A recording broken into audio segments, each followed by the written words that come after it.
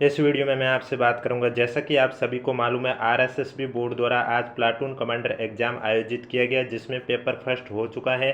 तो इस वीडियो में मैं आपसे बात करने जा रहा हूं पेपर फर्स्ट में पूछे गए प्रश्नों के आंसर के बारे में। वीडियो पसंद आए तो वीडियो को लाइक कीजिए, चैनल जरूर सब्सक्राइब कीजिए, क्योंकि थोड़ी देर बाद पेपर सेकेंड भी कंप्लीट हो जाएगा, तो उसका भी पेपर एनालिसिस, पेपर सॉल्यूशन आपको इस यूट्यूब चैनल पर देखने को मिलेगी। और पेपर की पीडीएफ आपको हमारे टेलीग्राम चैनल पर देखने को मिलेगी, जिसका लिंक नीचे डिस्क्रिप्शन में दिया हुआ है। आप जरूर देखिएगा हमारा टेलीग्राम चैनल, जहां पर आपको पेपर की पीडीएफ देखने को मिल जाएगी। और इसके अलावा पेपर फर्स्ट अभी आपका हो चुका है, पेपर सेकंड होने के बाद आप आंसर की दोनों पेपरों की मिला दें। उसके बाद आपके कितने क्वेश्चन बन रहे हैं कमेंट बॉक्स में हमें ज़रूर बताना, कितने दोनों पेपरों में मिलाकर आपके कितने क्वेश्चन सही होंगे, जिससे कि मैं आपके लिए कल एक्सपेक्टेड कट ऑफ पर भी वीडियो लेके आ सकूं। यानी कि पेपर फर्स्ट भी हो चुका है और पेपर सेकंड करने के बाद, देने के बाद दोनों की आंसर की मिलाइए और दोनों में मिलाकर आपको कैटेगरी के साथ कमेंट बॉक्स में बताना है कि कितने क्वेश्चन सही हुए हैं। तो चलिए अब बात करते हैं, क्योंकि पेपर आपने दिया है, पेपर का लेवल आपको मालूम है, कितने क्वेश्चन सही हुए आपको मालूम है, तभी हम आपको बता सकते हैं कि कट ऑफ कितनी तक जा सकती है। इसलिए अगर आपको कट ऑफ भी जाननी है तो कमेंट बॉक्स में भी बताना होगा आपके कितने क्वेश्चन सही हो रहे हैं। तो चलिए बात करते हैं क्वेश्चन की। क्वेश्चन आगे पीछे होंगे, क्रम से नहीं है। जिस तरह से मेरे पास पीडीएफ है उसमें क्रम से नहीं है, तो मैं आपको बता देता हूँ। एक क्वेश्चन पूछा गया हिंदी से, पेपर फर्स्ट पूरा आपका हिंदी का ही था, 150 क्वेश्चन। तो क्वेश्चन है कि निम्नलिखित में से देशज शब्द कौन सा है। आपके पास ऑप्शन है जवान, जलज, चिड़िया, मुगल। तो इसमें जो चिड़िया शब्द है ये आपका देशज शब्द है, यानी कि सी आपका करेक्ट आंसर हो जाएगा। अगला क्वेश्चन आपसे पूछा गया है, इनमें से भाववाचक संज्ञा का उदाहरण कौन सा है। आपके पास ऑप्शन है गंगा, महादेव, मिठास, काशी। अब भाववाचक संज्ञा यानी जिसमें भाव का उल्लेख हो रहा है, भाव मिठास में पता चल रही है, तो इसका मतलब सी आपका करेक्ट आंसर हो जाएगा। अगला क्वेश्चन है आपके सामने, निम्नलिखित में से संज्ञा का भेद नहीं है। भाववाचक, जातिवाचक, प्रश्नवाचक, व्यक्तिवाचक। आपको मालूम है व्यक्तिवाचक, जातिवाचक और भाववाचक ये तो संज्ञा के भेद है, लेकिन जो प्रश्नवाचक है ये संज्ञा का भेद नहीं है। सी आपका करेक्ट आंसर हो जाएगा। अगला क्वेश्चन है, निम्नलिखित में से सर्वनाम का भेद नहीं है। संबंधवाचक, निजवाचक, गुणवाचक, पुरुषवाचक। तो इसमें जो गुणवाचक दे रखा है ये सर्वनाम का भेद नहीं है।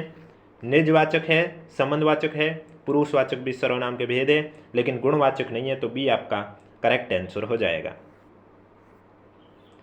अगला क्वेश्चन है आपके सामने, एक साइड उदाहरण है और दूसरे साइड वाक्य के भेद है, आपको सम्मिलित करके करेक्ट आंसर बताना है। आपको क्या चाहिए, तो इसमें किस टाइप का वाक्य है। तो आपको क्या चाहिए, आगे आप देख सकते हैं क्वेश्चन मार्क लिखा हुआ है, इसका मतलब ये प्रश्नवाचक वाक्य हो गया, यानी कि पहले का चौथा हो जाएगा। फिर एक चम्मच शहद लाओ। अब एक चम्मच शहद लाओ ये हो गया आपका आज्ञा टाइप का, आज्ञावाचक वाक्य हो गया, इसका मतलब दूसरे का पहला हो जाएगा। शायद ही गोवा जाना होगा। अब देखो शायद लिखा हुआ है, इसका मतलब उसको कंफर्म नहीं है, संदेह है, डाउट है, तो इसमें हो जाएगा संदेहवाचक वाक्य, यानी कि तीसरा। पिताजी आ जाए तो अच्छा हो, यानी कि ये इच्छा है उसकी, पिताजी आ जाए तो अच्छा हो, तो यानी कि एक तरह की इच्छावाचक वाक्य हो गया, यानी कि दूसरा। तो चौथा पहला तीसरा दूसरा, चौथा पहला तीसरा दूसरा, ऑप्शन नंबर बी आपका करेक्ट आंसर हो जाएगा। अगला क्वेश्चन है आपके सामने, कौन सा शब्द वर्तनी की दृष्टि से शुद्ध शब्द है। अब देखो यहाँ लिखा हुआ आध्यात्मिक, यह अशुद्ध है, क्योंकि इसका शुद्ध शब्द होगा आध्यात्मिक होता है, और यहाँ अ लिखा हुआ है, वहाँ पर क्या आना चाहिए था, आ आना चाहिए, इस वजह से पहला तो होगा नहीं। दूसरा अधगति, ये भी गलत है, क्योंकि इसका होना चाहिए अधोगति। क्या होना चाहिए, अधोगति होना चाहिए, जो कि उसका शुद्ध है। चौथा है अनुषंगिक, ये भी गलत है, क्योंकि इसका आनुषंगिक होना चाहिए, और सश ये वाला आना चाहिए, आनुषंगिक इस तरह से, इस तरह से लिखा होता तो ये शुद्ध होता आनुषंगिक। इसका मतलब जो शुद्ध शब्द है वो कौन सा हो गया, शताब्दी, यानी कि सी आपका करेक्ट आंसर हो जाएगा। अगला क्वेश्चन है, वर्तनी की दृष्टि से अशुद्ध शब्द कौन सा है। अब देखो ग्रस्त सही लिखा हुआ है, अनुकूल भी सही लिखा हुआ है, पतिव्रता भी सही लिखा हुआ है, राज्य महल नहीं होता, राजमहल होता है, तो ए आपका करेक्ट आंसर हो जाएगा, जो कि अशुद्ध है। और वीडियो पसंद आ रहा है तो एक बार वीडियो को लाइक कर लीजिए, चैनल भी जरूर सब्सक्राइब कर लीजिए। पेपर की पीडीएफ आपको हमारे टेलीग्राम चैनल पर देखने को मिलेगी, जिसका लिंक नीचे डिस्क्रिप्शन में दिया हुआ है। वर्तनी की दृष्टि से शुद्ध शब्दों का चयन करना है। आपके सामने 4-5 शब्द लिखे हुए हैं, इनमें से शुद्ध कौन कौन से वो आपको बताना है।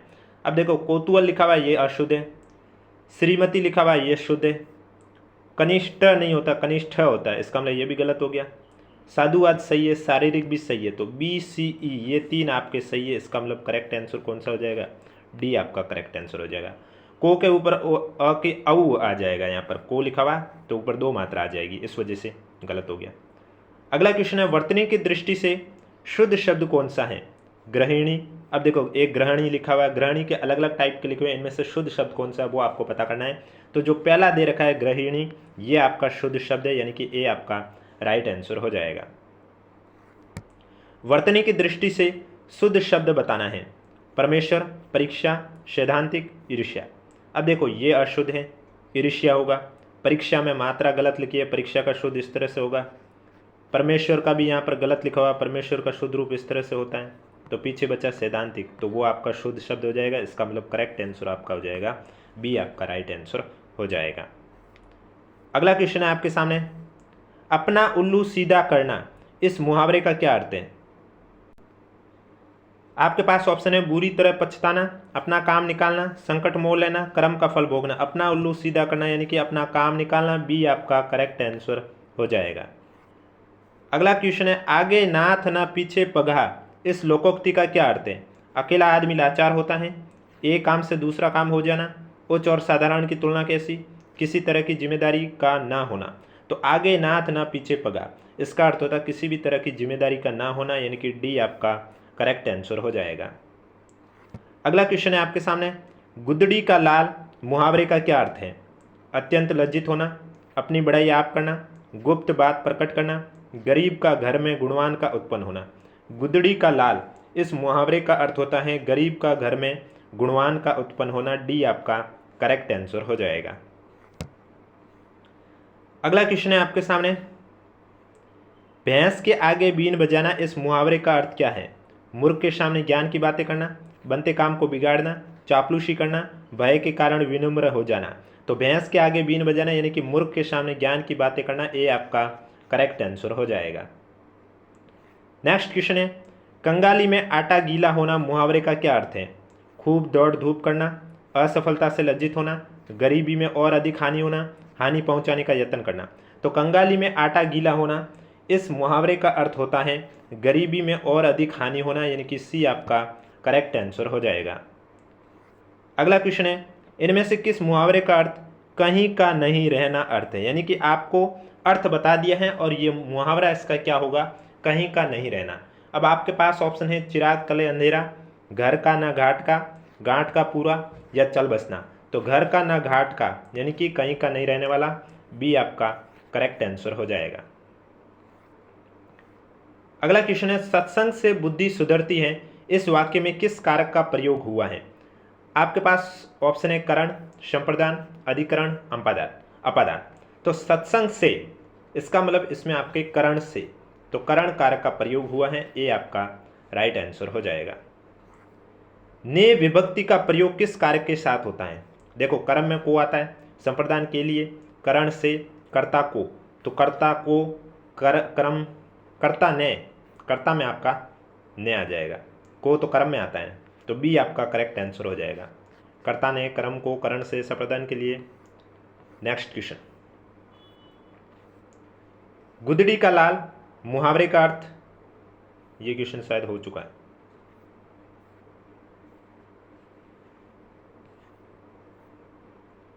अगला क्वेश्चन है आपके सामने, एक साइड कारक भेद है और दूसरे साइड उनके लक्षण है, आपको सम्मिलित करके करेक्ट आंसर बताना है। संबंध कारक, संबंध कारक की विशेषता है किसी व्यक्ति का दूसरे से संबंध, यानी कि पहले का चौथा हो जाएगा। करण कारक का अर्थ होता है जिसकी सहायता से कर्ता क्रिया करता है, पहला हो जाएगा। संप्रदान का अर्थ होता है जहाँ किसी को कुछ दिया जाए, यानी कि दूसरा हो जाएगा। और अपादान कारक यानी अलग होने का बोध प्रकट हो, तीसरा। तो चौथा, पहला, दूसरा, तीसरा, इसका मतलब जो करेक्ट आंसर है वो आपका राइट आंसर हो जाएगा ए। अगला क्वेश्चन है, पुल्लिंग और स्त्रीलिंग का कौन सा युग्म है वो अशुद्ध है, वो आपको बताना है। अब देखो पुल्लिंग में काला कहते हैं तो स्त्रीलिंग में काली कहते हैं, ये सही है। पुल्लिंग में हम गूंगा कहते हैं तो स्त्रीलिंग में गूंगी कहते हैं, ये भी सही है। पुल्लिंग में हम पुत्र कहते हैं, स्त्रीलिंग में पुत्री कहते हैं, ये भी सही है। लेकिन पुल्लिंग में खाला कहते हैं, स्त्री में खाली, ये गलत है। खाला स्त्रीलिंग है, ये आपका करेक्ट आंसर हो जाएगा। लिंग परिवर्तन की दृष्टि से सही युग्मों का चयन कीजिए। देखो जेठ तो इसका स्त्रीलिंग जेठानी सही है, शिष्य का शिष्या ये भी सही है, विदुर का विधवा ये भी सही है, तोता का तोते ये गलत है, मच्छर का मच्छरानी भी गलत है। तो ए सी ई आपके ऑप्शन नंबर डी में आता है, तो डी आपका राइट आंसर हो जाएगा। और अगर अभी तक वीडियो को लाइक नहीं किया तो एक बार वीडियो को लाइक कर लीजिए, चैनल भी जरूर सब्सक्राइब कर लीजिए। निम्नलिखित किस शब्द का बहुवचन रूप अशुद्ध है? कथा का बहुवचन कथाएं सही है, वधु का वधुओं सही है, शाखा का शाखाएं सही है, लेकिन आशीर्वाद का आशीर्वाद ही है, ये गलत है आशीर्वादों वाला। तो बी आपका करेक्ट आंसर हो जाएगा।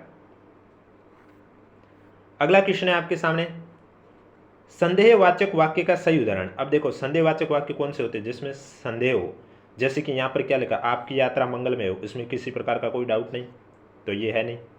एक कप पानी लाओ, कोई डाउट नहीं है। बिहारी दरबारी कवि थे, ये भी नहीं है।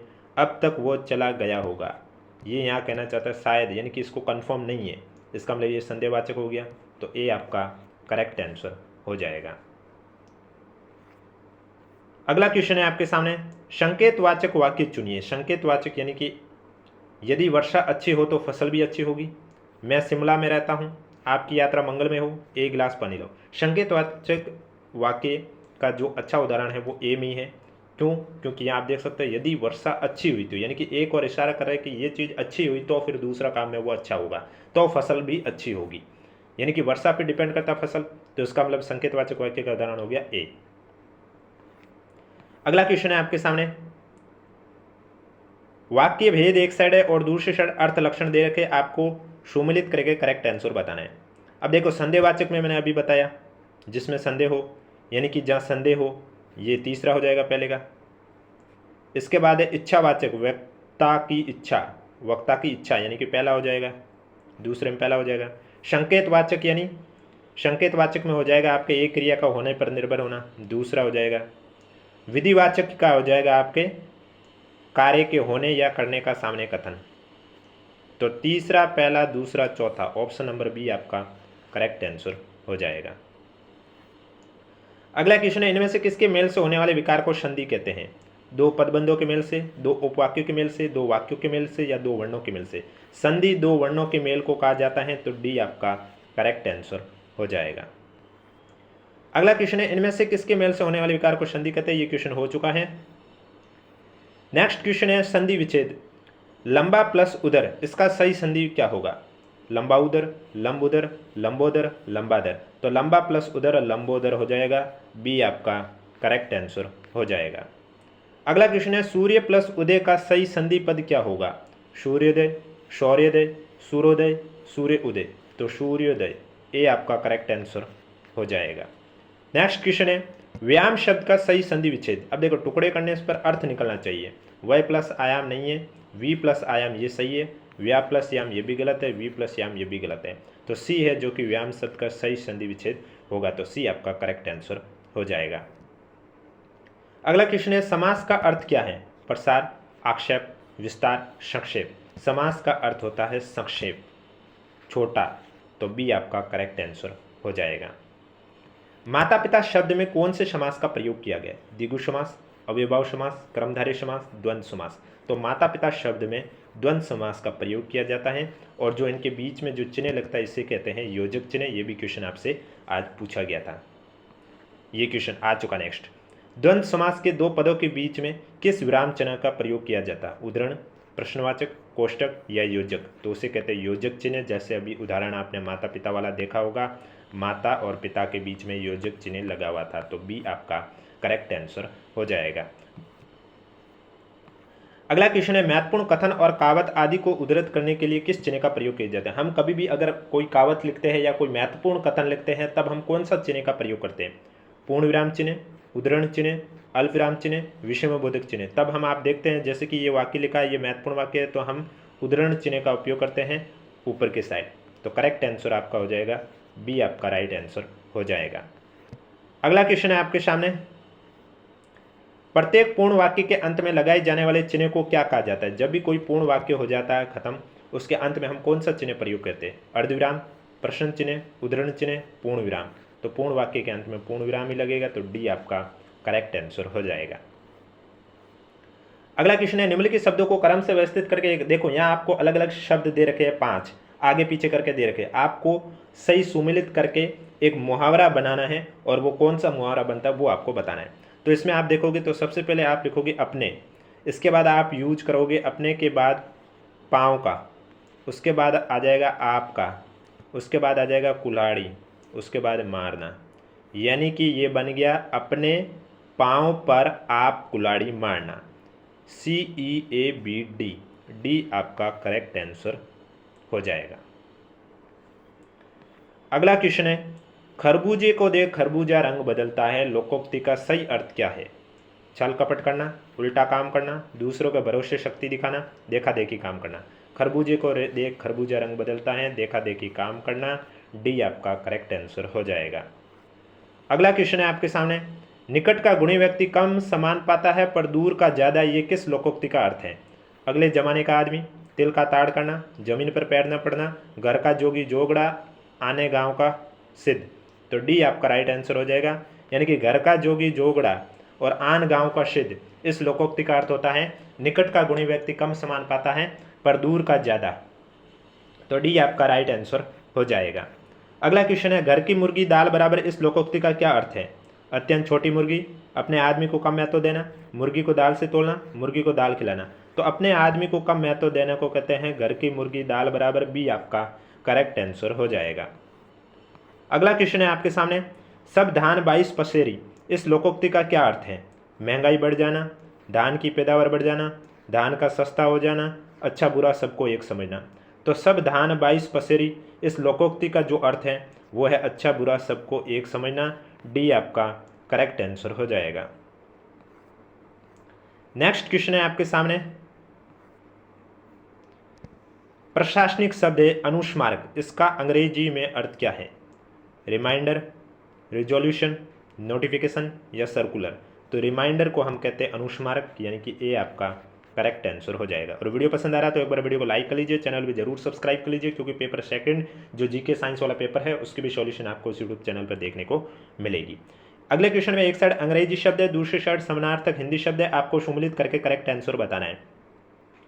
रिपोर्ट का हो जाएगा प्रतिवेदन, एजेंट का हो जाएगा अभिकर्ता, कॉन्ट्रैक्ट का संविदा हो जाएगा,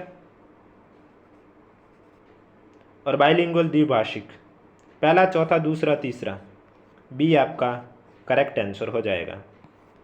अगला क्वेश्चन है आपके सामने, अंग्रेजी शब्द और हिंदी समानार्थक है, सम्मिलित करके करेक्ट आंसर बताना है। अंडर कंसिडरेशन, इसमें आपका हो जाएगा विचाराधीन, एप्लीकेंट में हो जाएगा आवेदक, डोमिशियल में हो जाएगा अधिवास, और सबऑर्डिनेट में हो जाएगा अधीनस्थ। तीसरा चौथा दूसरा पहला, यानी कि करेक्ट आंसर आपका सी हो जाएगा। पेपर की पीडीएफ आपको हमारे टेलीग्राम चैनल पर देखने को मिलेगी, जिसका लिंक नीचे डिस्क्रिप्शन में दिया हुआ है। अगला क्वेश्चन है आपके सामने, उपयुक्त शब्द का विलोम शब्द क्या होगा? अनुपयुक्त, संयुक्त, उपयुक्त, प्रयुक्त। तो उपयुक्त का अनुपयुक्त, ये आपका करेक्ट आंसर हो जाएगा। दो अर्थ है, दो शब्द दे रखे आपको, एक जलज और एक जलद, इनका अर्थ क्या होता है? कमल बादल, समुद्र इंद्र, बादल समुद्र, बादल कमल। जलज यानी कमल, जलद यानी बादल। तो ए आपका करेक्ट आंसर हो जाएगा। अगला क्वेश्चन है, एक साइड वाक्यांश है, दूसरे साइड शब्द है, आपको सम्मिलित करके करेक्ट आंसर बताना है। जो दूसरे से ईर्ष्या करे उसे कहते हैं ईर्ष्यालु। जानने की इच्छा रखने वाला, जिज्ञासु। जो देखने में प्रिय लगता है, प्रियदर्शी। लौट कर आया हुआ, प्रत्यागत। तीसरा चौथा पहला दूसरा, यानी कि ए आपका करेक्ट आंसर हो जाएगा। अगला क्वेश्चन है आपके सामने, वाक्यांश के लिए एक शब्द है, आपको सम्मिलित करके करेक्ट आंसर बताना है। तो इसमें सबसे पहले दे रखा है, जिसके पार ना देखा जा सके उसे कहते हैं अपारदर्शी। अनुचित बात के लिए आग्रह, इसमें हो जाएगा दुराग्रह। जो कहा ना जा सके इसे कहते हैं अकथनीय। जिसके हृदय में दया नहीं है, निर्दयी। तीसरा चौथा दूसरा पहला, यानी कि सी आपका करेक्ट आंसर हो जाएगा। अगला क्वेश्चन है आपके सामने, समश्रुत भिन्नार्थक शब्द अनिल और अनल, इसका अर्थ क्या होता है? सूर्य, नदी, किनारा, प्रकृति, हवा, आग, सुंदर, लगातार। अनिल यानी हवा, अनल यानी आग, यानी कि जो करेक्ट आंसर है वो आपका राइट आंसर हो जाएगा बी।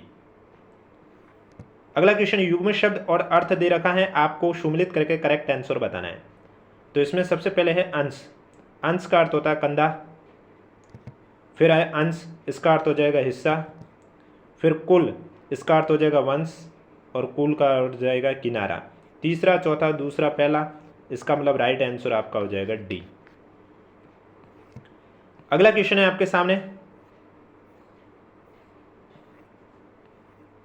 निम्नलिखित में से किस शब्द का निर्माण प्र उपसर्ग से हुआ है? देखो, प्रगति में प्र उपसर्ग है, परिचय में प उपसर्ग, परि उपसर्ग, प्रतिनिधि में प्रति उपसर्ग, प्रत्यक्ष में प्रति उपसर्ग। तो प्रगति में करेक्ट आंसर हो जाएगा ए, आपका राइट आंसर हो जाएगा। अगला क्वेश्चन है आपके सामने,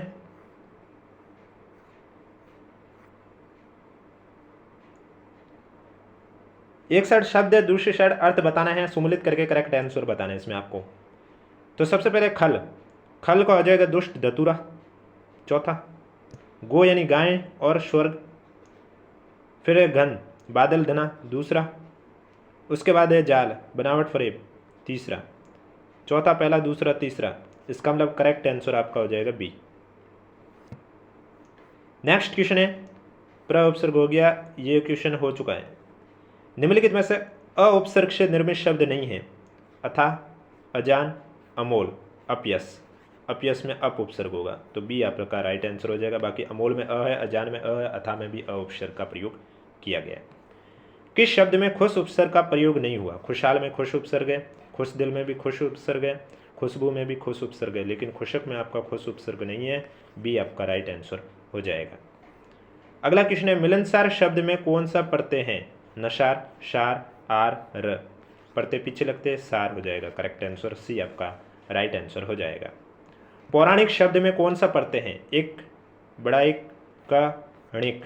तो छोटा जो ई की मात्रा है और क एक प्रत्यय हो जाएगा पौराणिक में। ए आपका राइट आंसर हो जाएगा। अगला क्वेश्चन है, एक साइड अंग्रेजी शब्द है और दूसरी साइड हिंदी शब्द है, आपको सम्मिलित करके करेक्ट आंसर बताना है। अब देखो, इसमें अकाउंटेंट का क्या है? लेखाकार है। अब सी का पहला जब आप ऑप्शन में देखोगे तो option number D. Free hold का क्या हो जाएगा? पूर्ण स्वामित्व, पहले का दूसरा। लैप्स का क्या हो जाएगा? बीत जाना, चौथा। अकाउंटेंट का पहला, और प्रोसीजर का क्रियाविधि यानी कि तीसरा। तो दूसरा, चौथा, पहला, तीसरा, इसका मतलब जो करेक्ट आंसर है वो आपका राइट आंसर हो जाएगा डी। अगला क्वेश्चन है आपके सामने, अंग्रेजी शब्द स्टेटस क्वी, तो इसका अर्थ क्या हो जाएगा? इसमें आपका हो जाएगा यथास्थिति। अप टू डेट में हो जाएगा अद्यतन। इसके बाद सर्विलेंस में हो जाएगा निगरानी, और मर्जर का हो जाएगा विलयन, यानी कि तीसरा, पहला, चौथा, दूसरा। बी आपका करेक्ट आंसर हो जाएगा। और अगर अभी तक वीडियो को लाइक नहीं किया तो एक बार वीडियो को लाइक कर लीजिए, चैनल भी जरूर सब्सक्राइब कर लीजिए। एश्योरेंस का हिंदी अर्थ क्या है? बीमा, सहमति, अनुमति, आश्वासन। तो आपका राइट आंसर हो जाएगा आश्वासन। एश्योरेंस, आश्वासन, डी आपका राइट आंसर हो जाएगा। जुरिडिक्शन शब्द का हिंदी अर्थ क्या है? अभिविज्ञान, हस्तांतरण, क्षेत्राधिकार, परिज्ञान। तो क्षेत्राधिकार होता है जुरिडिक्शन। डी आपका करेक्ट आंसर हो जाएगा। ऑक्शन शब्द का हिंदी अर्थ क्या है? कार्यवाही, कार्यकारी, नीलामी, निवर्त। ऑक्शन शब्द का हिंदी अर्थ होता है नीलामी। बी आपका करेक्ट आंसर हो जाएगा। डिपुटेशन शब्द का हिंदी अर्थ क्या है? प्रतिनियुक्ति, गंतव्य, श्रेष्ठता, प्रतिभूति। तो डिपुटेशन शब्द का हिंदी अर्थ होता है प्रतिनियुक्ति, यानी कि ए आपका करेक्ट आंसर हो जाएगा। अगला क्वेश्चन है आपके सामने, स्टेचुरी के लिए हिंदी शब्द क्या है? क्षेत्रिक, चेतावनी, वैधानिक, विधिवत। तो वैधानिक आपका जो करेक्ट आंसर हो जाएगा स्टेचुरी शब्द का हिंदी अर्थ। बी आपका करेक्ट आंसर हो जाएगा। एब्सोल्यूट एक्सेप्टेंस के लिए हिंदी शब्द क्या है? आत्यंतिक हित, आत्यंतिक दायित्व, आत्यंतिक पूर्ण स्वीकृति। एब्सोल्यूट एक्सेप्टेंस यानी पूर्ण स्वीकृति। डी आपका करेक्ट आंसर हो जाएगा। अगला क्वेश्चन है, सर्क्यूमटेंस के लिए हिंदी परिभाषिक शब्द कौन सा है? परिस्थिति, परिसीमा, परिवंचना, परिसंचरण। सर्क्यूमटेंस शब्द के लिए हिंदी शब्द है परिस्थिति, यानी कि ए आपका करेक्ट आंसर हो जाएगा। नेक्स्ट क्वेश्चन है आपके सामने,